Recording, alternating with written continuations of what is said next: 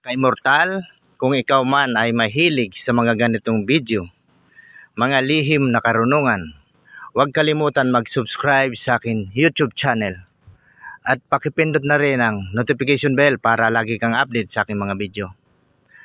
Ang tatalakayin ko ngayon ay tungkol sa mga lihim na karunungan. Meron pong nagtanong sa baba kung tatalaban ba ng barang o kaya ng kulam yung mga gumagawa ng masama at tutulungan ba sila ng Diyos. Mga ka-immortal, gusto ko pong linawin na lahat po ng tao ay nagkakasala sa isip, salita at sa gawa. Araw-araw po tayo po ay nagkakasala sa ating mga naririnig, sa ating mga iniisip, sa ating mga nararamdaman, sa ating mga nakikita at sa ating mga ginagawa. At gusto ko rin linawin na lahat po ay tinatalaban ng kulam at barang, lalo na po yung mga antingero na mahilig sa mga pangontra, lalo po yung mga pit healer. Gaano man po kalakas ka na manggagamot na pit healer, lagi pong may katapat ka na malakas din na mangkukulam. Ang tanging exempted lamang po na hindi tinatalaban ng kulam at barang yung mga tao pong naglilingkod sa Diyos at sa simbahan. Hindi po sila tinatalaban ng kulam at barang.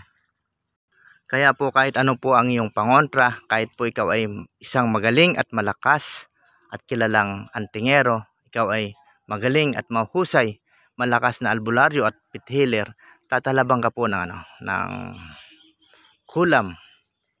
Dahil hindi po lahat ng mga mangkukulam ay kayang tapatan ng mga albularyo o ng mga pit healer. Mayroon din po malakas. At sa tanong naman na didinggin ba ng Diyos yung mga dasal, marami pong mga dasal na ginawa ang mga Roman Catholic na ginagamit din dito ng mga mangkukulam, ng mga pit healer.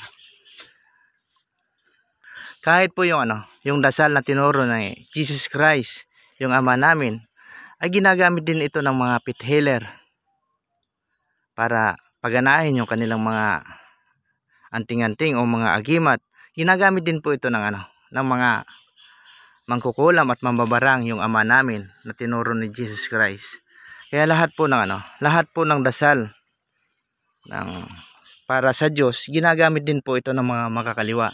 Kaya nga po tinuturo po sa Roman Catholic, sa CCC, Catechism of Catholic Church, na kapag ang dasal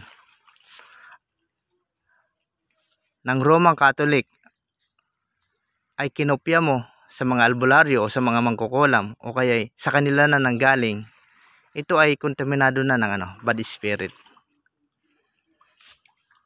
Mga ka-immortal, ginawa kong video na ito hindi para manira, kundi para po maturuan tayo na lahat po ng dasal, kahit po yung dasal na turo ni Jesus, ay ginagamit ng mga makakaliwa. Kaya nga po tinuturo sa Roman Catholic na kapag ang dasal ng simbahang Katolika ay nanggaling na sa isang pit healer o sa isang albularyo o sa isang mangkukulam, ito ay may kasama ng bad spirit. Kontaminado na to, na pwede kang mapusis.